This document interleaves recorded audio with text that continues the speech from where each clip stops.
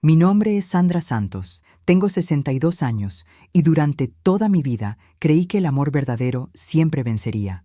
Trabajé como profesora de literatura por más de 30 años. Crié a mi hijo Gabriel sola, después de que mi marido muriera en un accidente cuando el niño tenía apenas 8 años. Siempre pensé que mi experiencia con la gente, mi intuición agudizada por los años de docencia y trato con adolescentes, me protegería de grandes engaños. Cuán equivocada estaba.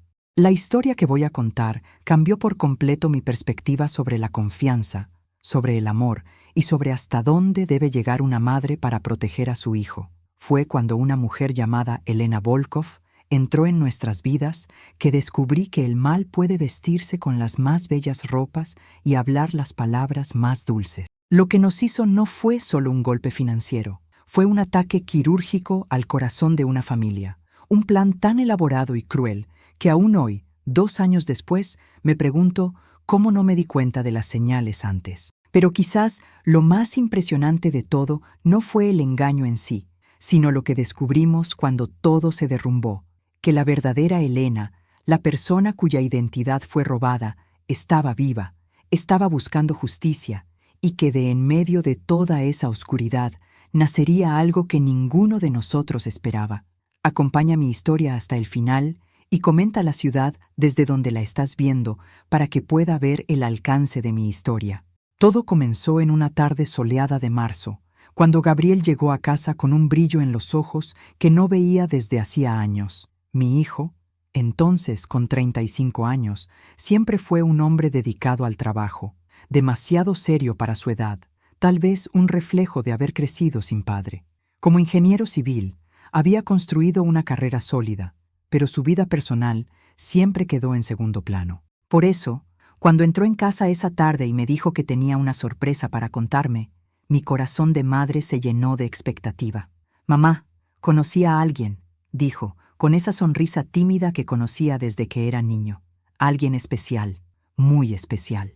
En los días siguientes, oí hablar de Elena constantemente. Según Gabriel, ella era una arquitecta ucraniana que había llegado a Brasil hacía 2 años para trabajar en un proyecto de revitalización urbana en el centro de la ciudad.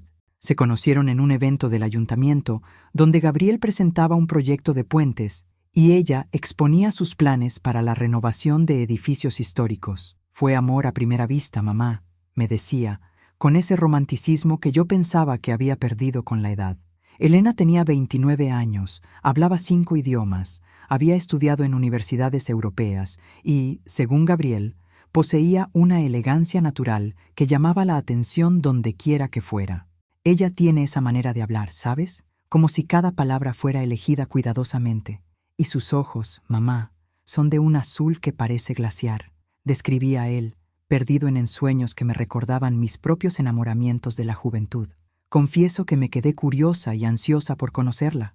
Gabriel parecía haber encontrado por fin a alguien que lo hacía realmente feliz, y como madre no hay nada que yo desee más. Organicé una cena en casa para el fin de semana siguiente. Preparé los platos que siempre eran un éxito con las visitas y esperé con expectativa el primer encuentro con la que podría convertirse en mi nuera. Cuando Elena llegó esa noche de sábado, entendí de inmediato por qué Gabriel se había enamorado. Era deslumbrante, alta, con cabello rubio que caía en ondas suaves por los hombros, vestida con un vestido midi azul oscuro que realzaba su silueta sin ser vulgar. Sus manos eran delicadas, con las uñas impecablemente pintadas de nude, y llevaba un pequeño bolso de cuero marrón que combinaba perfectamente con sus zapatos bajos. Pero lo que más me impresionó fueron sus modales. Saludó a Gabriel con un delicado beso en la mejilla, me sonrió con genuina simpatía, y antes incluso de que la invitara a entrar, preguntó si debía quitarse los zapatos. «Doña Sandra», dijo ella, con un ligero acento que hacía su voz aún más interesante. «Gabriel habla tanto de usted que me siento como si ya nos conociéramos desde hace años. Es un gran placer conocerla por fin». Durante la cena, Elena fue una compañía encantadora. Elogió cada plato que serví, preguntó por las recetas, contó historias fascinantes sobre su ciudad natal, Lviv, y demostró un conocimiento sorprendente sobre literatura brasileña. Cuando mencioné que había sido profesora, sus ojos se iluminaron y comenzó a citar fragmentos de Machado de Asís con un acento perfecto. Capitú era Capitú, es decir, una criatura muy particular, más mujer de lo que yo era hombre, recitó ella sonriendo. Siempre me impresionó cómo Machado lograba capturar la esencia femenina con tanta precisión, siendo hombre. Me quedé impresionada. No solo conocía nuestra literatura clásica, sino que demostraba una profunda comprensión de los matices de los textos. Conversamos durante horas sobre libros, sobre arte, sobre las diferencias culturales entre Brasil y Ucrania. Elena hablaba con pasión sobre arquitectura, describía sus proyectos con detalles técnicos que incluso Gabriel parecía admirar, y demostraba una cultura general envidiable. Pero lo que más me cautivó fue la manera en que trataba a Gabriel. Había un cariño genuino en cada mirada, en cada sutil toque en su brazo cuando se reía de sus chistes. Ella lo escuchaba con atención real, hacía preguntas inteligentes sobre su trabajo y, cuando él contó la historia de cómo se había convertido en ingeniero, inspirado en el deseo de construir un puente que uniera nuestra casa con el trabajo de su padre fallecido, vi que se le formaban lágrimas en los ojos. Gabriel me contó sobre su padre, dijo ella, sosteniendo mi mano sobre la mesa. Debió ser muy difícil criar a un hombre tan maravilloso sola. Usted hizo un trabajo excepcional. Esa noche, cuando se fueron, yo estaba conquistada. Elena parecía ser todo lo que una madre podría desear para su hijo: inteligente, culta, cariñosa, respetuosa y genuinamente enamorada de Gabriel.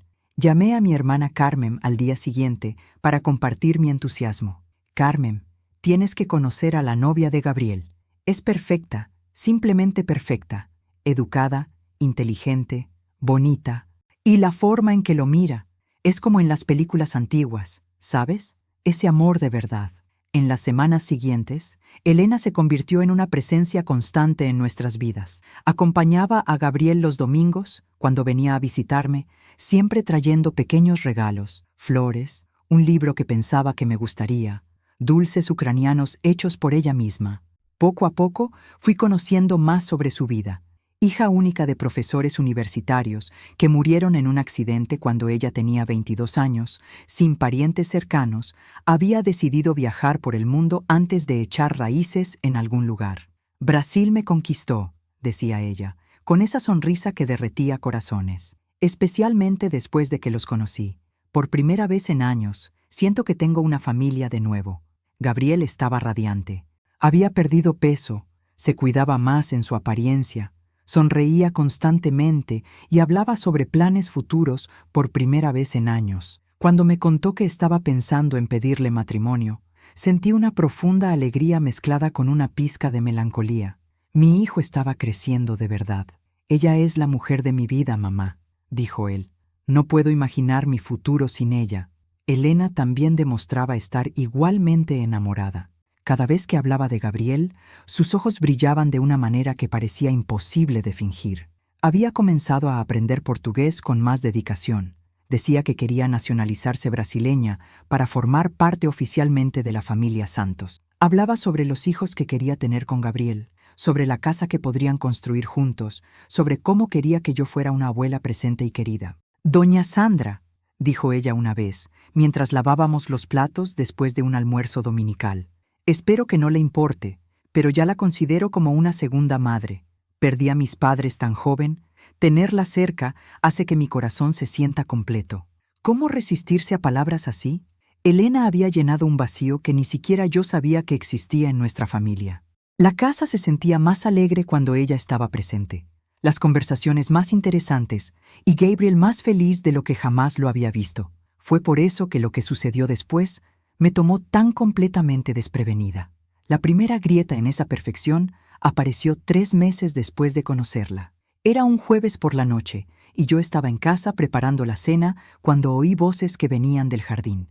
Gabriel había traído a Elena a cenar, y estaban afuera, aparentemente disfrutando de las flores que yo había plantado en la primavera. Sonreí para mí misma, pensando en lo bueno que era verlos tan felices juntos. Pero entonces las voces cambiaron de tono. O mejor dicho, la voz de Elena cambió. Ya no estaba hablando portugués. De hecho, estaba hablando algo que definitivamente no sonaba ucraniano. Y yo sabía un poco sobre idiomas europeos debido a los años que pasé enseñando literatura comparada. Su tono se había vuelto más frío, más calculador. Curiosa, me acerqué a la ventana de la cocina, tratando de entender lo que estaba pasando. Gabriel parecía confundido, haciendo preguntas en portugués, pero Elena seguía hablando en esa lengua extraña. Y entonces, para mi completo asombro, oí algunas palabras que pude identificar. Estaba hablando ruso, no ucraniano, y algunas frases destacaban porque contenían números y palabras que sonaban como dinero, banco, transferencia. Mi corazón comenzó a latir más rápido. Traté de convencerme de que estaba imaginando cosas, que tal vez solo fuera una conversación sobre trabajo, pero había algo en el tono de Elena que me perturbó profundamente. Era como si fuera una persona completamente diferente cuando no estaba actuando para nuestra familia. Cuando entraron a cenar unos minutos después, Elena había vuelto a su comportamiento normal, sonriente, cariñosa, hablando portugués con el mismo acento encantador de siempre. Pero yo no podía quitarme de la cabeza lo que había oído. Durante toda la comida, la observé más atentamente, buscando señales de que algo no andaba bien, y entonces comencé a notar pequeñas inconsistencias.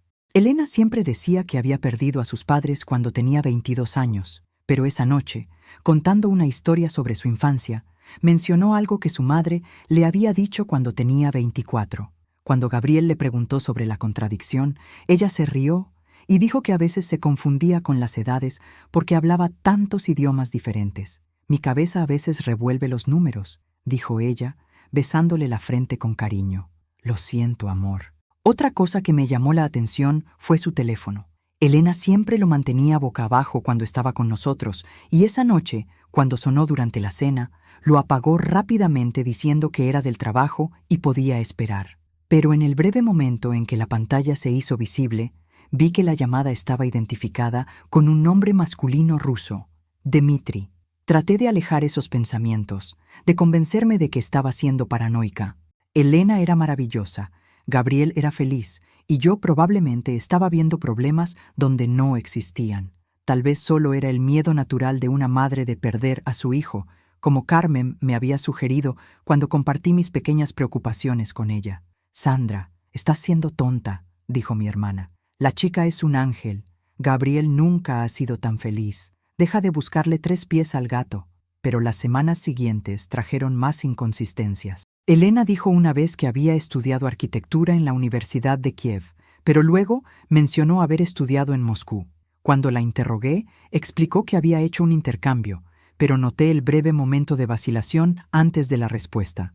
También estaba el tema de los documentos. Gabriel mencionó casualmente que Elena estaba teniendo problemas para regularizar su visa de trabajo, que los documentos de Ucrania estaban tardando en llegar debido a la situación política.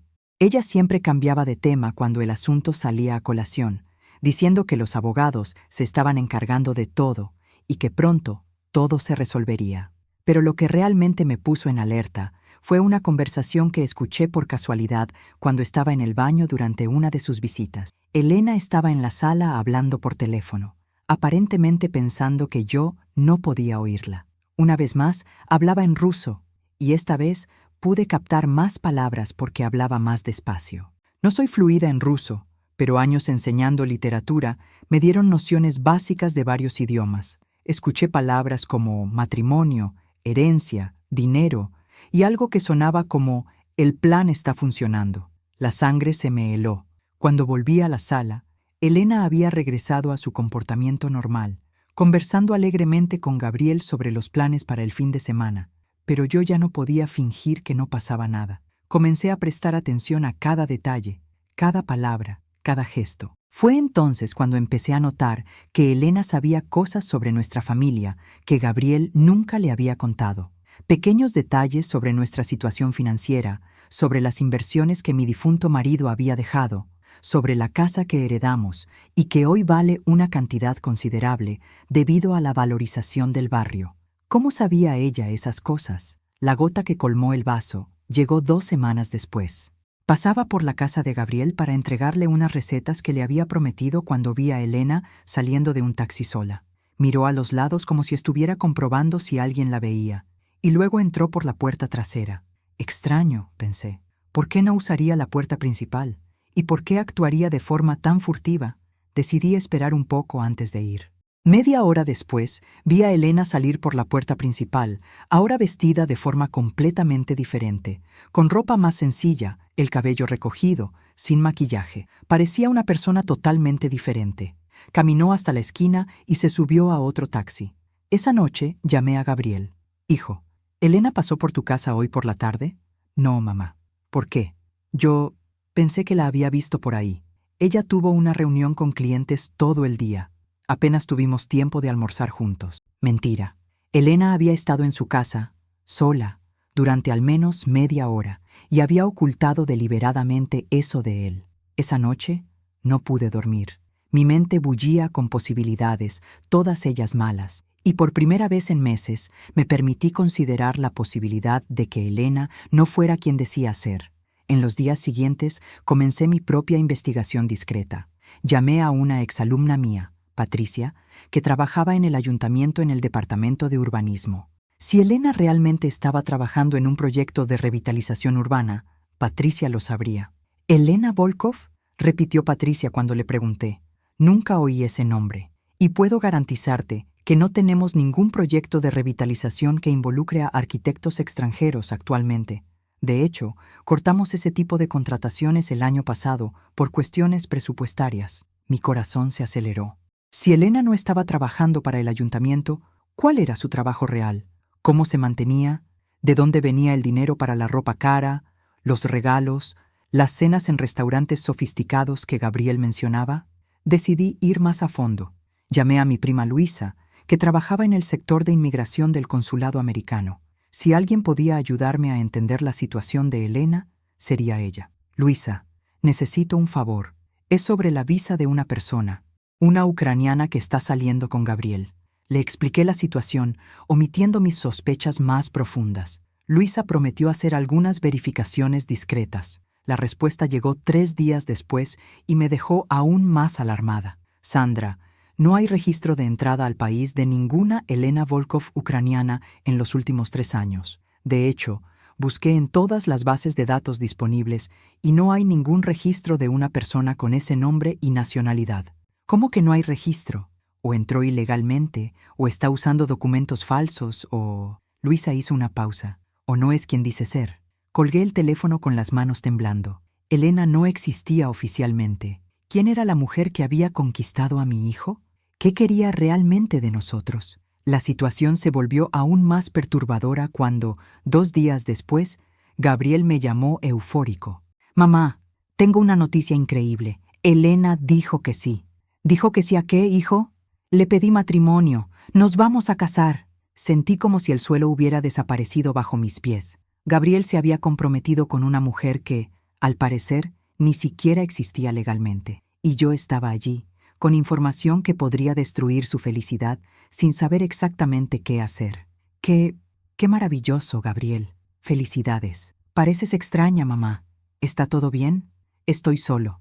Emocionada, querido. Es mucho que procesar. Después de colgar, me senté en la cocina y lloré. Lloré por la ingenuidad de mi hijo, por la complejidad de la situación, por el miedo a lo que podría venir. Pero principalmente lloré porque sabía que, a partir de ese momento, tendría que tomar una decisión muy difícil, contarle todo a Gabriel de inmediato y arriesgarme a ser vista como una suegra celosa y controladora, o seguir investigando para conseguir pruebas concretas de lo que sea que Elena estuviera planeando. Decidí investigar más. Si estaba equivocada sobre Elena, sería la persona más feliz del mundo. Pero si tenía razón, necesitaba proteger a mi hijo antes de que fuera demasiado tarde. Fue así como entré en el sombrío mundo de la investigación privada. A través de un anuncio en el periódico, encontré a un investigador privado llamado Roberto Silva. Le expliqué la situación, omitiendo algunos detalles más personales, y le pedí que hiciera una investigación discreta sobre Elena Volkov. «Señora Sandra», dijo Roberto, un hombre de 50 años con apariencia confiable, «voy a ser directo con usted. Los casos que involucran posibles estafas matrimoniales son más comunes de lo que imagina. Puedo investigar, pero necesito que esté preparada para lo que podamos descubrir». Pagué por adelantado por los servicios y esperé ansiosamente los resultados. Mientras tanto, continué conviviendo con Elena, observando cada movimiento cada palabra, buscando más evidencias, y las evidencias no tardaron en aparecer. Elena comenzó a hacer preguntas más específicas sobre nuestra situación financiera. Preguntaba sobre la casa, sobre las inversiones, sobre si Gabriel tenía seguro de vida, siempre de forma aparentemente inocente, como una futura esposa interesada en el bienestar de la familia, pero las preguntas eran demasiado específicas para ser casuales. También noté que estaba presionando a Gabriel para acelerar los preparativos de la boda. «Amor», la oí decir durante una cena. «¿Qué tal si nos casamos en 2 meses? No necesitamos una fiesta grande, solo algo íntimo, con la familia cercana». «Pero Elena, 2 meses es muy poco tiempo para organizar todo. Para mí, lo único que importa es estar oficialmente casada contigo. El resto son solo detalles». Gabriel, enamorado como estaba, accedió. Fijaron la boda para diciembre, solo 2 meses y medio después del compromiso. La urgencia me hizo sospechar aún más. ¿Por qué la prisa? ¿Por qué Elena no quería una ceremonia más grande que llevara más tiempo a organizar? Las mujeres enamoradas suelen soñar con bodas elaboradas, especialmente a alguien con el refinamiento que Elena demostraba tener. 2 semanas después, Roberto me llamó. «Doña Sandra, necesito hablar con usted personalmente. Tengo descubrimientos importantes». Nos encontramos en una discreta cafetería en el centro de la ciudad. Roberto llegó con una carpeta llena de documentos y fotos, y la expresión en su rostro ya me decía que las noticias no serían buenas. «Doña Sandra, lamento informarle que sus sospechas eran correctas. La mujer que conoce como Elena Volkov no es quien dice ser». Mi corazón se detuvo por un segundo. «¿Cómo? El nombre Elena Volkov existe, sí, pero la verdadera Elena Volkov es una arquitecta ucraniana de 29 años que vive en Toronto, Canadá, desde hace 3 años. Su identidad fue robada hace aproximadamente 2 años, y desde entonces ha estado luchando contra estafas cometidas en su nombre». Roberto me mostró fotos de la verdadera Elena. El parecido físico era impresionante, pero había diferencias sutiles. La verdadera Elena tenía una pequeña cicatriz en la frente, su cabello era más oscuro y sus ojos, aunque azules, eran de un tono diferente. «La mujer que está con su hijo», continuó Roberto, «se llama en realidad Katarina Petrov.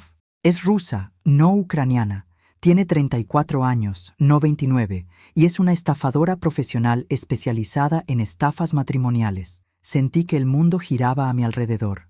¿Estafas matrimoniales? Sí. Se acerca a hombres solteros y financieramente exitosos, se gana a la familia, se casa rápidamente y luego desaparece con el dinero. A veces a través de transferencias bancarias, a veces a través de préstamos hechos a nombre del marido, a veces a través de cambios en testamentos y seguros de vida. Roberto me mostró más documentos. Había al menos 6 casos documentados en los últimos 5 años, en diferentes países. Katarina se había hecho pasar por una médica francesa en Londres, por una empresaria alemana en Milán y por una profesora sueca en Barcelona, siempre con identidades robadas, siempre con historias trágicas sobre perder a sus padres jóvenes, siempre apuntando a hombres de 30 a 40 años, bien establecidos profesionalmente. «Y siempre», dijo Roberto, «desaparece poco después de conseguir acceso a los bienes de la víctima, generalmente entre 3 y 6 meses después del matrimonio». Una de las víctimas había perdido casi 100.000 euros, otra se había endeudado durante años. Incluso hubo un caso en el que el hombre había sufrido un accidente sospechoso poco después de cambiar su testamento a favor de su esposa. «Roberto», pregunté con voz temblorosa, «¿cómo consigue esta información sobre las familias? ¿Cómo sabía tanto sobre nosotros incluso antes de conocernos? Trabaja con una red. Hay personas que hacen un reconocimiento previo de las víctimas. Analizan redes sociales, registros públicos, hablan con los vecinos. Cuando ella llega para cometer la estafa, ya sabe todo lo que necesita para ganarse a la familia y parecer la persona perfecta». Me sentí mareada. Todo había sido calculado. Cada gesto cariñoso, cada palabra dulce, cada demostración de amor por Gabriel, todo había sido una elaborada actuación. «¿Y los cómplices?», pregunté. «Generalmente trabaja con al menos otras 2 personas, una que hace el reconocimiento inicial y otra que interpreta a los familiares cuando es necesario. En su caso, descubrimos que ha trabajado consistentemente con un hombre llamado Dmitry Volkov, que probablemente es a quien presentaría como hermano o primo si fuera necesario, y una mujer llamada Irina Petrov, que hace el papel de madre o tía cuando es necesario. Recordé la llamada telefónica que había visto en el móvil de Elena. Dmitri. La sangre se me heló. Roberto, ¿cuánto tiempo tenemos? ¿Cuándo cree que va a cometer la estafa? Basándome en el patrón de las otras víctimas, probablemente actuará poco después del matrimonio.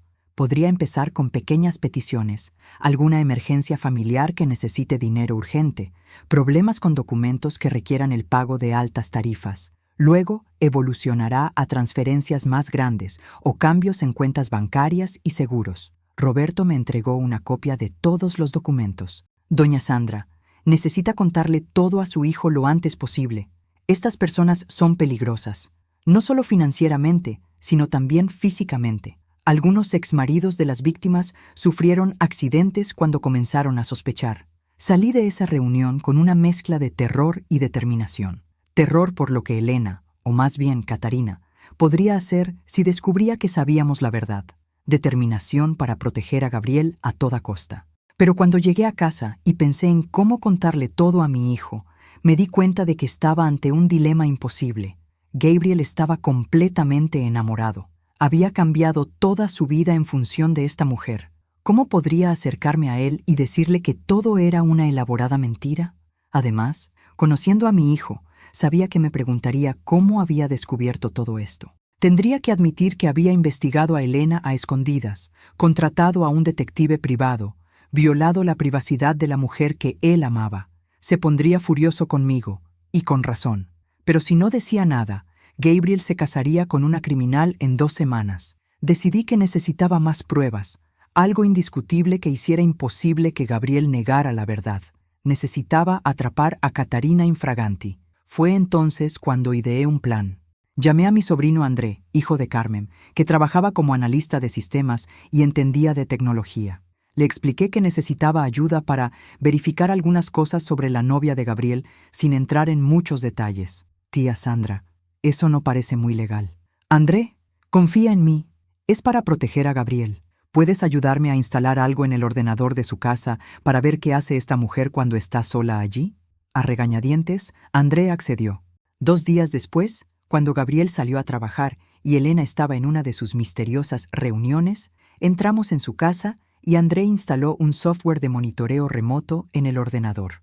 Tía, esto grabará todo lo que se escriba y tomará una captura de pantalla cada 5 minutos. Pero prométeme que solo lo usarás para proteger a Gabriel, no para fisgonear. Lo prometí, aunque sabía que la línea entre la protección y el fisgoneo se había vuelto muy borrosa. Los resultados comenzaron a llegar al día siguiente.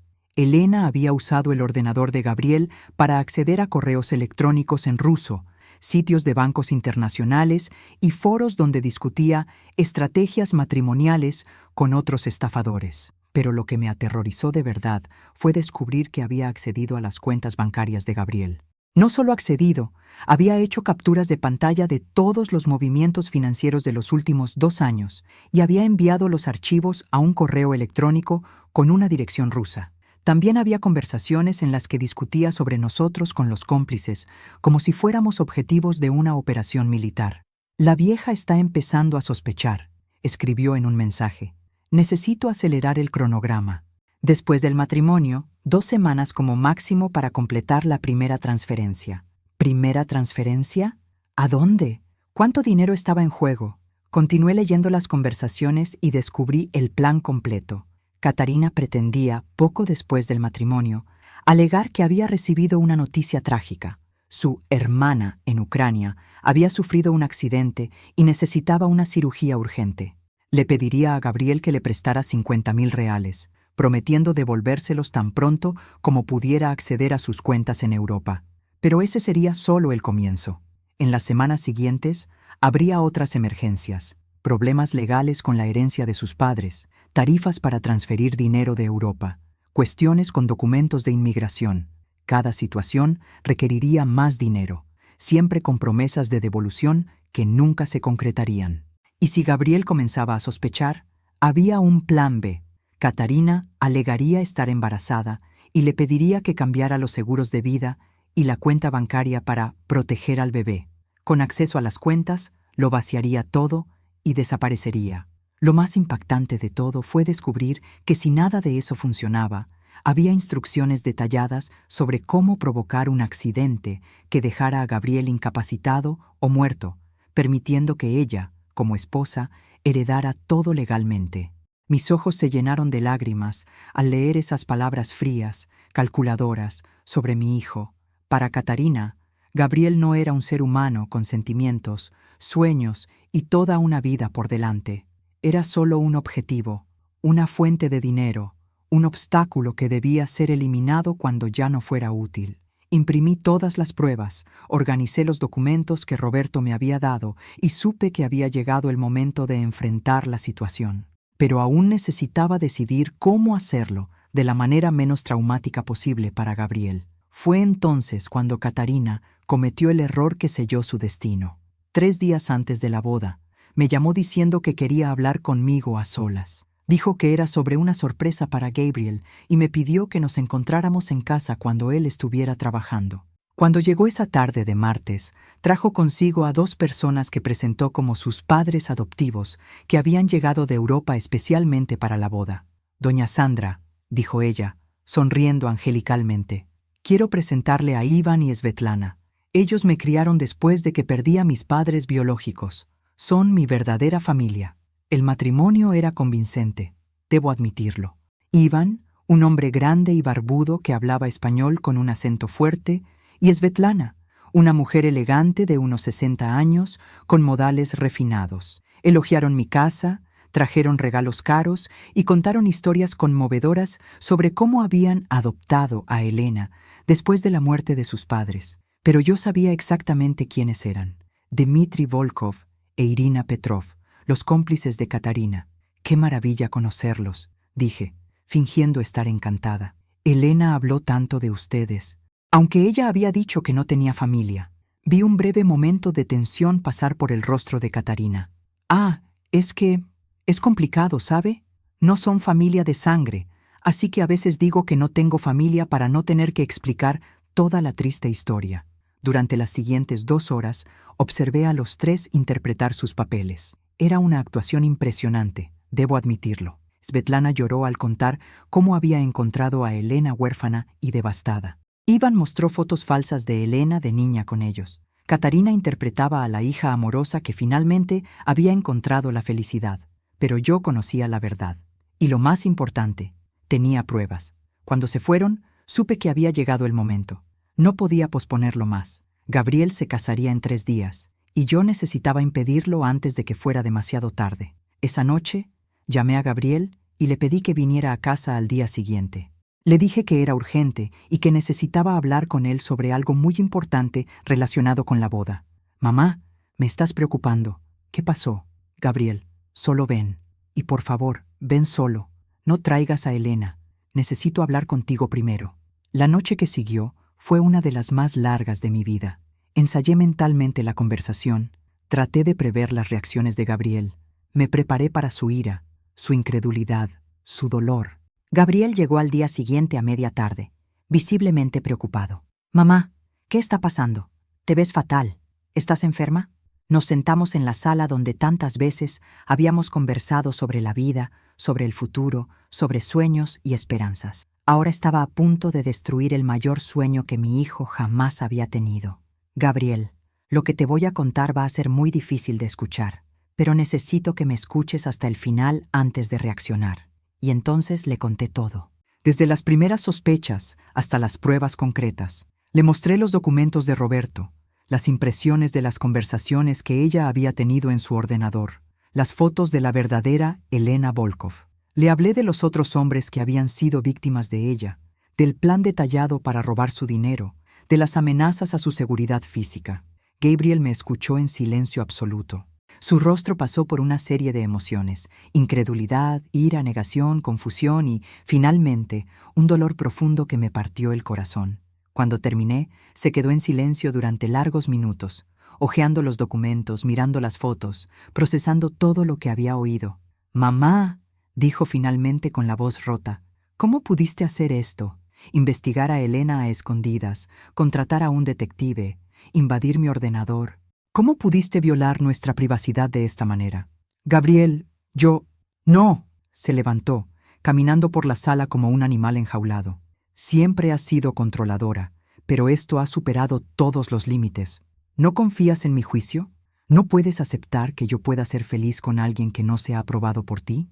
Sus palabras me cortaron como cuchillos, pero yo sabía que eran el resultado del dolor, no de la maldad. Hijo, mira las pruebas, mira las fotos. Elena no es quien dice ser. Esas fotos pueden ser un montaje.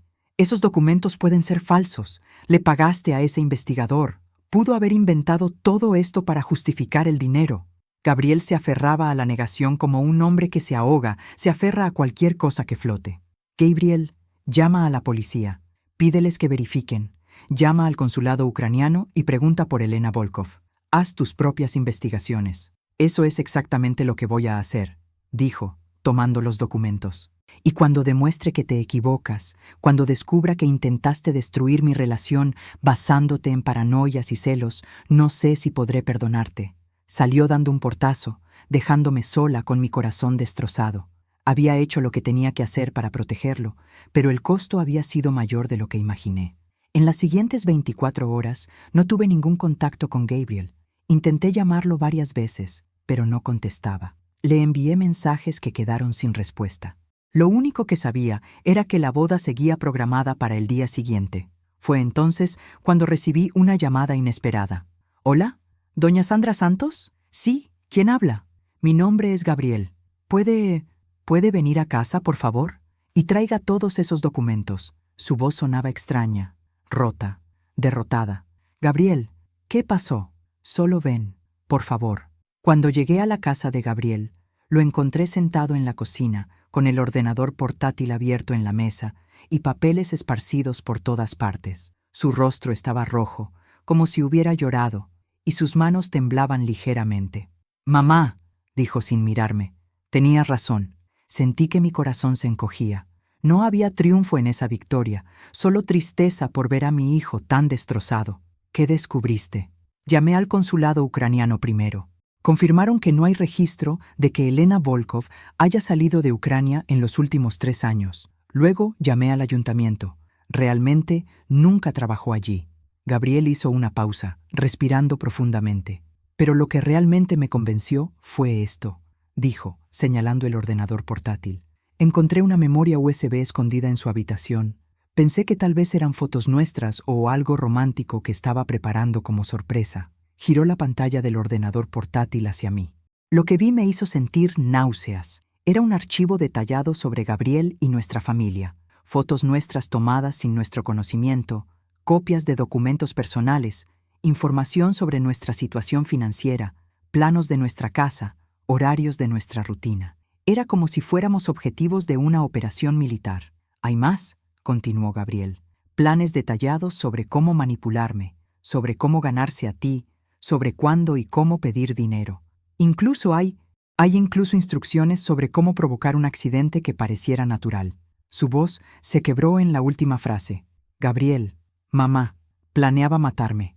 Después de llevarse todo el dinero, iba a matarme y heredar todo como viuda».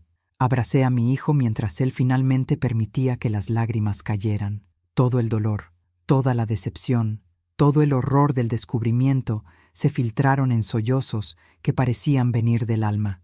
«¿Cómo pude ser tan idiota?», preguntó entre lágrimas. «¿Cómo no me di cuenta de que todo era mentira?» «Porque la amabas», respondí, acariciando su cabello como hacía cuando era niño. «Y el amor hace a la gente vulnerable. Ella era una profesional, Gabriel. Lo hacía desde hacía años. No fue culpa tuya. Permanecimos así durante mucho tiempo, madre e hijo, unidos de nuevo contra el mundo cruel que casi había destruido nuestra familia». «¿Qué hacemos ahora?», preguntó finalmente. «Llamamos a la policía. Roberto me dijo que la están buscando en varios países. Es hora de que pague por todo lo que hizo». Pero cuando intentamos contactar a Katarina, descubrimos que era demasiado tarde. Había desaparecido. El apartamento que decía ser suyo estaba vacío. El teléfono que siempre contestaba ya no funcionaba. Sus padres adoptivos también habían desaparecido del hotel donde se hospedaban. Era como si nunca hubiera existido. La policía abrió una investigación, pero el oficial fue directo con nosotros. Estas personas son profesionales. Probablemente ya salieron del país. Haremos lo que podamos, pero no se hagan muchas ilusiones. Gabriel canceló la boda, obviamente. Tuvo que explicarles a los pocos amigos invitados que había descubierto que la novia era una impostora. La humillación fue casi tan dolorosa como la traición. En los meses que siguieron, acompañé a mi hijo a través de todas las fases del duelo: negación, ira, negociación, depresión y finalmente aceptación. El proceso fue largo y doloroso. Gabriel comenzó terapia, lo que ayudó mucho. Poco a poco, fue entendiendo que no había nada que pudiera haber hecho diferente. Nuestra relación también necesitó ser reconstruida. Durante mucho tiempo, Gabriel mantuvo cierta distancia de mí. Aunque reconocía que yo había salvado su vida, todavía le resentía la forma en que había descubierto la verdad. «Sé que hiciste lo correcto, mamá», dijo 6 meses después del incidente. «Pero todavía duele. Duele saber que no confiabas lo suficiente en mí como para contarme tus sospechas desde el principio. Gabriel, si te hubiera contado mis sospechas cuando eran solo intuiciones, ¿me habrías escuchado?». Pensó por un largo momento. «Probablemente no», admitió. «Estaba tan enamorado, tan ciego. Tal vez hiciste lo único que podía funcionar». Lentamente nuestra confianza mutua se fue reconstruyendo. Gabriel comenzó a incluirme más en su vida, a pedir mi opinión sobre decisiones importantes. Yo aprendí a expresar mis preocupaciones de forma más directa, pero la verdadera sanación para nuestra familia vino de una fuente completamente inesperada. 2 años después del incidente, recibí una llamada que lo cambiaría todo de nuevo. «¿Hola? ¿Doña Sandra Santos?» «Sí. ¿Quién habla?» «Mi nombre es Elena Volkov, la verdadera Elena Volkov. Creo que conoció a una mujer que usó mi identidad para engañar a su familia». Mi corazón casi se detuvo. ¿Cómo consiguió mi número? La policía brasileña se puso en contacto conmigo a través de Interpol. Me contaron toda la historia. «Doña Sandra, ¿puedo ir a visitarla? Hay muchas cosas que me gustaría explicar». 1 semana después, Elena llegó a Brasil, la verdadera Elena. Cuando la vi en el aeropuerto, entendí de inmediato por qué Catarina había elegido robar su identidad. El parecido físico era impresionante, pero había diferencias sutiles. La verdadera Elena tenía una pequeña cicatriz en la frente. Su cabello era más oscuro y había una sinceridad en sus ojos que Catarina nunca había logrado falsificar. Pero la diferencia más notable era su personalidad. Elena era genuinamente cálida, sin la actuación calculada que Catarina siempre mantenía. Se reía fácilmente, hacía preguntas sinceras sobre nuestra vida y demostraba una curiosidad real sobre Brasil. «Doña Sandra», dijo ella durante nuestro primer encuentro, «lamento mucho lo que les pasó. Esa mujer ha destruido tantas vidas usando mi nombre, mi imagen. He estado luchando durante 3 años para limpiar mi reputación y ayudar a las autoridades a capturarla». Elena nos contó su propia historia. Realmente era arquitecta, realmente había perdido a sus padres joven y realmente vivía en Canadá. Pero su identidad había sido robada cuando estaba en una relación abusiva con un hombre que, descubrimos después, era cómplice de Catarina. «Me tomó más de 1 año conseguir nuevos documentos», explicó. «Y desde entonces he estado trabajando con la Policía Internacional para rastrear todos los lugares donde se ha usado mi identidad». Elena se quedó con nosotros durante 2 semanas, ayudando a la policía con las investigaciones y lentamente convirtiéndose en parte de nuestra vida de una manera completamente natural. A diferencia de Catarina, Elena no sabía todo sobre nosotros de antemano. Hacía preguntas genuinas sobre nuestra familia, demostraba un interés real en nuestra cultura y gradualmente fue construyendo relaciones basadas en descubrimientos mutuos. Gabriel se mostró reacio a acercarse a ella al principio. El parecido físico con Catarina lo hacía sentir incómodo y aún se estaba recuperando del trauma. Pero Elena fue paciente y respetuosa. «Gabriel», dijo ella durante una de nuestras conversaciones, «entiendo completamente si mi presencia aquí es difícil para usted. Sé que debo recordarle una época dolorosa. Si lo prefiere, puedo terminar mi trabajo con la policía e irme». «No», respondió Gabriel, sorprendiéndonos a todos. «Usted no hizo nada malo. De hecho, usted también fue víctima de ella. No es justo que sea castigada por las acciones de una criminal». Poco a poco, Gabriel y Elena comenzaron a hablar más. Descubrieron que tenían mucho en común. Ambos eran ingenieros, ambos habían perdido a sus padres jóvenes, ambos eran personas serias a las que les costaba confiar en los demás. Pero lo que más me impresionó fue cómo Elena trataba el trauma que Gabriel había sufrido. Nunca intentó minimizarlo ni apresurar su recuperación. «¿Sabe, Gabriel?», dijo ella una noche. «Me tomó mucho tiempo dejar de sentirme culpable por lo que pasó. Me preguntaba cómo pude ser tan descuidada, pero mi terapeuta me ayudó a entender que a veces somos víctimas de circunstancias que están más allá de nuestro control. Lo importante es cómo elegimos reconstruirnos después». Durante las 2 semanas que Elena pasó con nosotros, sucedió algo que ninguno de nosotros esperaba. Ella y Gabriel se enamoraron. Pero no fue el amor ciego y obsesivo que él había sentido por Catarina. Fue algo gradual, basado en el respeto mutuo y la confianza construida lentamente. Cuando llegó el momento de que Elena regresara a Canadá, Gabriel tomó una decisión que me sorprendió. «Mamá», dijo, «quiero ir con ella». «Gabriel, no para quedarme para siempre», se apresuró a aclarar, «pero quiero conocer su vida allí, ver si podemos construir algo real juntos, algo basado en la verdad, no en mentiras». Fue difícil verlo partir, pero sabía que era lo correcto. Gabriel necesitaba alejarse de Brasil por un tiempo, de los lugares que le recordaban a Catarina, de los recuerdos dolorosos. Se quedaron 6 meses en Canadá. Durante ese tiempo, hablábamos regularmente por videollamada, y yo podía ver a Gabriel sanando gradualmente. Volvió a sonreír, pero era una sonrisa diferente, construida sobre bases sólidas. Cuando regresaron a Brasil, anunciaron que estaban comprometidos. Pero este compromiso fue completamente diferente del anterior. No hubo prisa. En cambio, planearon una ceremonia para el año siguiente, dándose tiempo para construir relaciones sólidas basadas en la verdad. La boda fue hermosa, pero más importante que eso, fue real. Elena llegó a la iglesia con su propia familia, tíos y primos de Canadá que habían volado especialmente para la ceremonia. No había actores interpretando a parientes, no había historias falsas. Eran solo 2 personas que se amaban genuinamente. Durante la ceremonia, cuando el sacerdote preguntó si había algún impedimento para el matrimonio, sentí un momento de tensión. Los recuerdos de la boda que casi había sucedido me invadieron. Pero cuando miré a Gabriel y Elena, vi algo que nunca había visto en el rostro de mi hijo con Catarina, una paz completa. Hoy, 3 años después de conocer a la primera Elena y 2 años después de conocer a la verdadera Elena, nuestra familia ha encontrado una felicidad más profunda y sólida.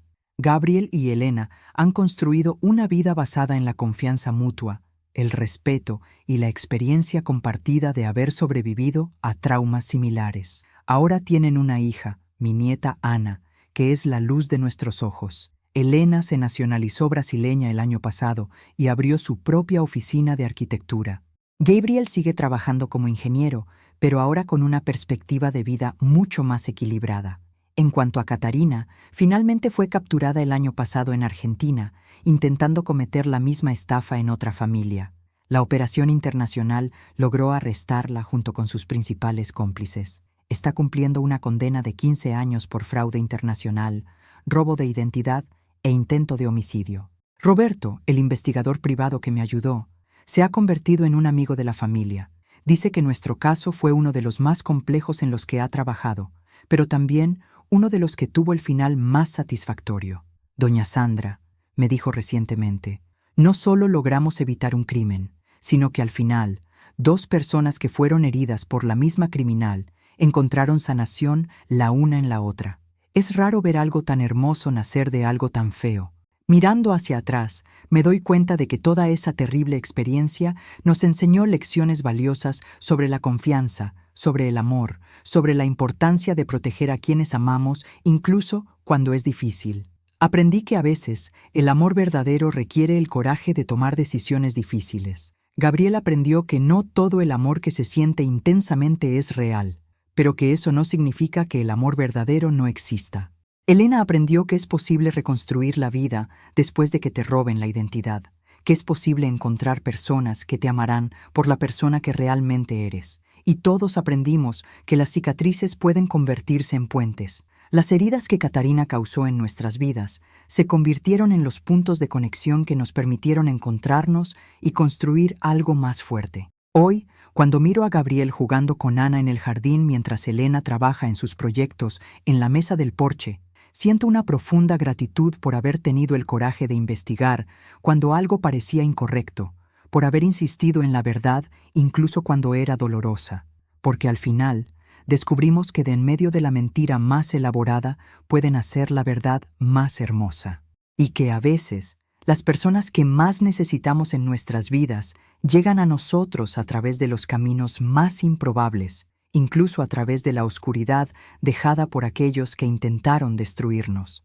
Ana está empezando a hablar ahora, y una de sus primeras palabras fue abuela. Cuando pronuncia esa palabra con su sonrisa desdentada y sus brillantes ojos azules, los mismos ojos azules que una vez me engañaron, pero que ahora representan el amor verdadero, siento que todo el dolor valió la pena. Nuestra familia fue puesta a prueba por el fuego y salió más fuerte. Aprendimos que el amor verdadero no es solo un sentimiento, sino una elección constante de proteger, de ser honesto, de construir algo sólido incluso cuando el mundo a nuestro alrededor parece incierto. Y si alguien me preguntara si lo haría todo de nuevo, la investigación secreta, la confrontación dolorosa, la ruptura temporal de la confianza con mi hijo, mi respuesta sería un sí, sin dudarlo, porque proteger a quienes amamos no siempre es cómodo o fácil, pero siempre es lo correcto. Esta es mi historia, una historia sobre cómo la estafa más cruel puede, paradójicamente, llevarnos a la verdad más pura. Una historia sobre cómo una madre que casi pierde a su hijo por una elaborada mentira terminó ganando una hija de verdad y una nieta preciosa.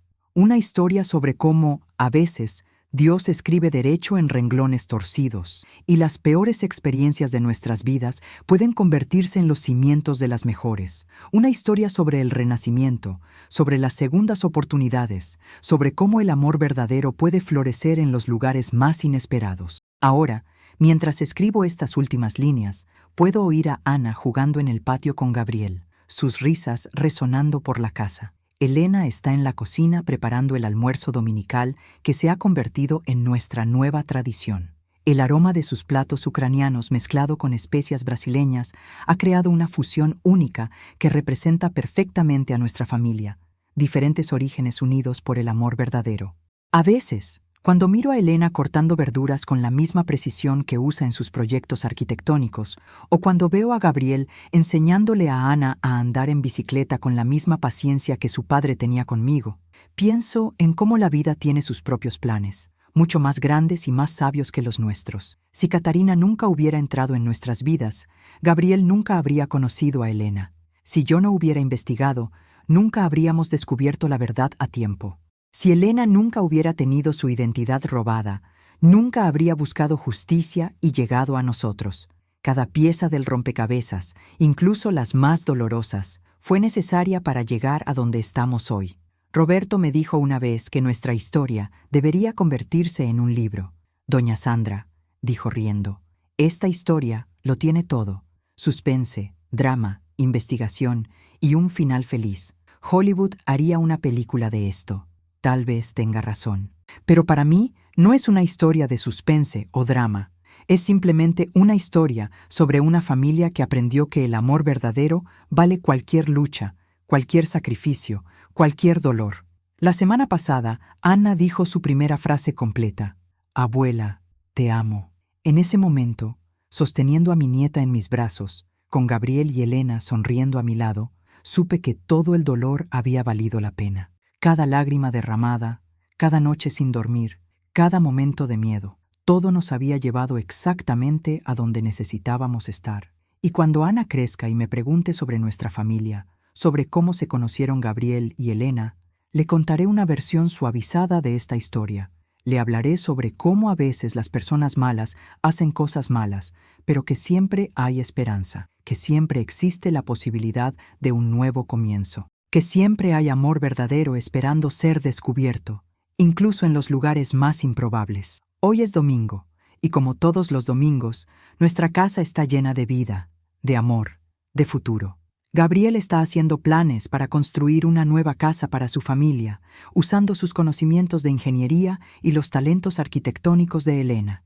Elena está finalizando un proyecto para un orfanato en la ciudad, su forma de devolverle al país que la acogió. Y yo estoy aquí, observando todo, agradeciendo a Dios por haberme dado el coraje de proteger a mi familia cuando fue necesario. Esta es mi historia, la historia de Sandra Santos, una madre que casi lo pierde todo para salvarlo todo. Una historia que demuestra que el amor de una madre es capaz de mover montañas, enfrentar mentiras, desenmascarar criminales y aún así encontrar espacio para acoger a una nueva hija que llegó a través del camino más improbable. Una historia que no termina con fin, sino con inicio, porque cada día que me despierto y veo a mi familia feliz, segura y unida, sé que nuestra verdadera historia apenas está comenzando. Y esta vez es una historia basada en la verdad, construida sobre bases sólidas, escrita con tinta de amor verdadero. Que Dios bendiga a nuestra familia. Que Dios proteja a todas las madres que luchan por proteger a sus hijos. Y que todas las historias de dolor se transformen al final en historias de amor y nuevos comienzos. Sandra Santos, diciembre de 2024. Una madre que aprendió que a veces hay que romperse para reconstruirse más fuerte. Una abuela que sabe que las mejores historias nacen de las experiencias más difíciles. Una mujer que descubrió que el final feliz a veces llega disfrazado de tragedia, pero que siempre, siempre vale la pena luchar por él. Historias como esta nos recuerdan el poder de la esperanza y el nuevo comienzo. Si este mensaje te ha tocado, dale a me gusta al video, suscríbete y activa la campanita para recibir más historias inspiradoras todos los días. Comparte con quien necesite escuchar esto hoy y hasta la próxima historia.